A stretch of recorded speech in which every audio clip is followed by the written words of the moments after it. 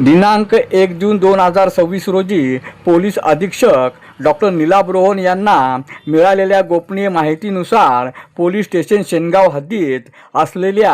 हत्ता या ठिकाणी शेत शिवारामध्ये जुगार अड्ड्यावर प्रक्षाधीन पोलीस उपअधीक्षक मयूर रसाळ यांच्या पथकाने शेतकऱ्याच्या वेशात जाऊन धाड टाकली व एकूण 6 जणांना ताब्यात घेऊन त्यांच्याकडील 4 मोबाईलसह असा एकूण 54,610 रुपयाचा मुद्देमाल जप्त करण्यात आला आहे। ही कारवाई पोलीस अधीक्षक डॉक्टर नीलाभ रोहन, प्रक्षाधीन पोलीस उपअधीक्षक हिंगोली मयूर रसाळ, पोलीस निरीक्षक मोहन भोसले, स्थानिक गुन्हे शाखेचे सहाय्यक पोलीस निरीक्षक शिवसाब घेवारे, पोलीस अंमलदार भुजंग कोकरे, संदीप जाधव, किशोर सावंत, हरिभाऊ गुंजकर, साईनाथ कंठे यांच्या पथकाने केली आहे। अरुण दिपके, TV7 हिंगोली।